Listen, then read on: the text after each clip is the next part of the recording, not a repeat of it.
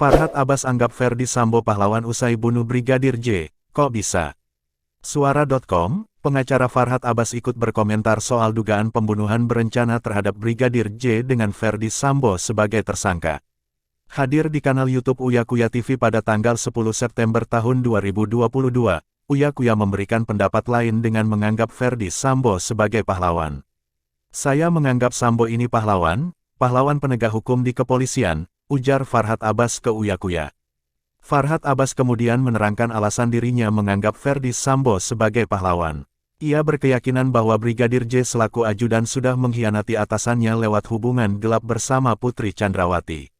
Jadi ini contoh yang baik. Kalau orang jadi ajudan, orang sudah jadi kepercayaan, jangan jadi pengkhianat, terang Farhad Abbas.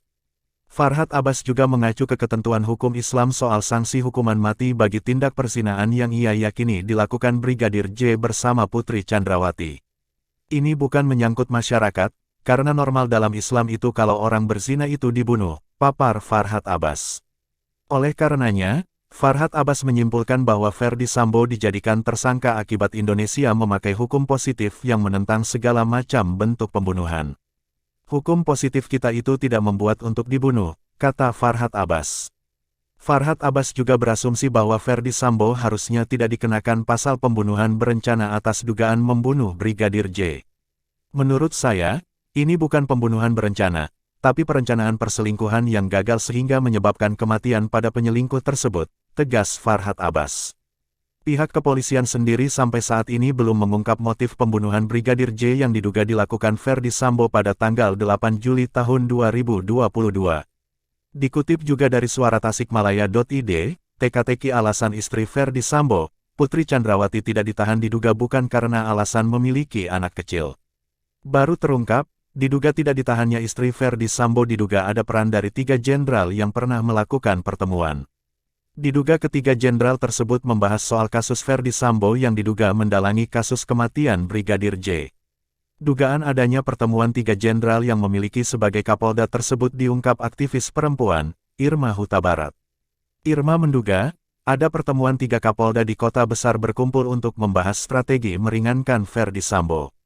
Ketiga Kapolda tersebut disebut Irma, diduga yang menyokong skenario jahat Ferdi Sambo. Irma mengatakan, ketiga Kapolda tersebut bertemu pada tanggal 29 Juli tahun 2022 yang disebutnya dilaksanakan di markas kepolisian di Jakarta. Menyoal pertemuan tersebut, Irma mengatakan jika sifatnya sangat rahasia. Pada pertemuan itu, diduga ada persekongkolan setelah kematian Brigadir J tewas. Melihat adanya informasi itu, Irma lantas menilai jika sejak awal Brigadir sudah diikar untuk disingkirkan.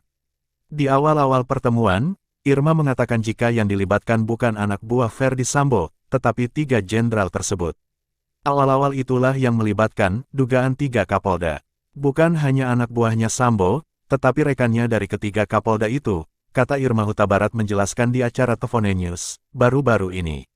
Selain 3 Kapolda, Irma juga menyebut ada beberapa LSM besar yang ikut terlibat dalam pertemuan yang berlangsung pada tanggal 29 Juli tahun 2022. Target dari kumpulan itu, Irma menduga untuk keadilan gender.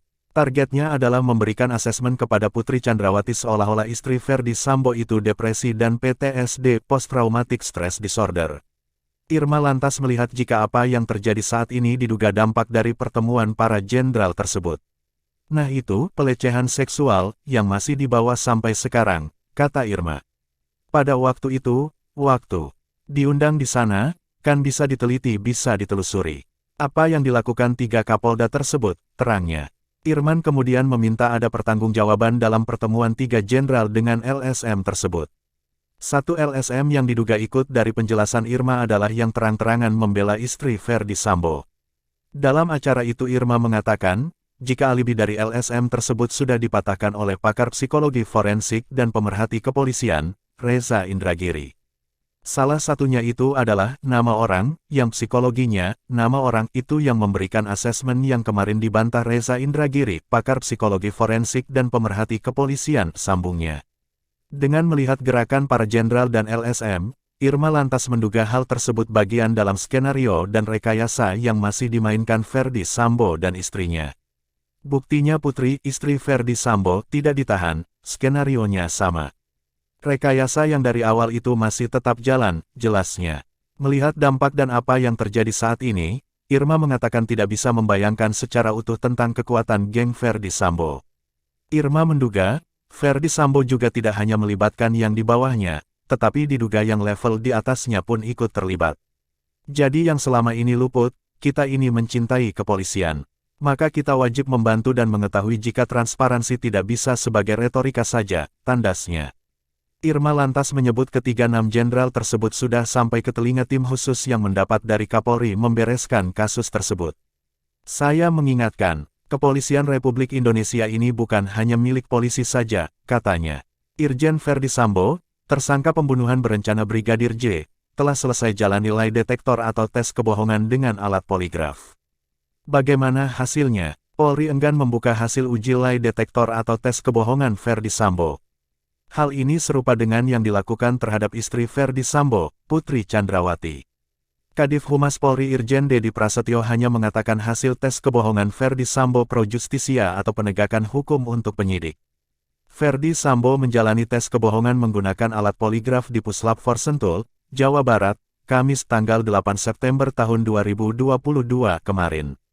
Tes berlangsung hingga pukul 19 waktu Indonesia Barat. Terkait hasilnya, Dedi menegaskan hal itu menjadi kewenangan laboratorium forensik dan penyidik. Itu domainnya laboratorium forensik dan penyidik, ujar Dedi kepada wartawan, Jumat tanggal 9 September tahun 2022. Hal ini serupa dengan hasil tes kebohongan Putri Chandrawati dan saksi Susi yang pemeriksaannya pada hari Selasa, tanggal 6 September tahun 2022 juga tidak dibuka ke publik. Kondisi ini berbeda dengan hasil tes kebohongan 3 tersangka pembunuhan lainnya, yakni Baradae, Bribka Riki Rizal dan Kuat Maruf. Hasil tes kebohongan ketiganya disebutkan menunjukkan no deception indicated alias jujur. Selain karena kewenangan penyidik, sebelumnya Direktur Tindak Pidana Umum Dirtipidum, Brigjen Andirian Jayadi menyebut ada kekhawatiran terjadi opini atau analisis liar dari publik terhadap hasil tes kebohongan Putri Chandrawati dan Susi. Saya melihat justru analisis liar dari media dan pengamat yang tidak paham teknis pasca pelaksanaan uji poligraf atau tes kebohongan, kata Andi dikutip dari Antara, Kamis tanggal 8 September tahun 2022. Dikatakan oleh Andi bahwa seluruh fakta yang diperoleh penyidik seluruhnya bakal diungkapkan di persidangan. Pemeriksaan tes kebohongan menggunakan alat poligraf milik Puslap For Polri, produksi Amerika tahun 2019 memiliki tingkat akurasi 93%. Tes kebohongan atau lie detektor untuk menguji tingkat kejujuran tersangka dalam memberikan keterangan guna melengkapi berkas perkara dan sebagai bukti petunjuk.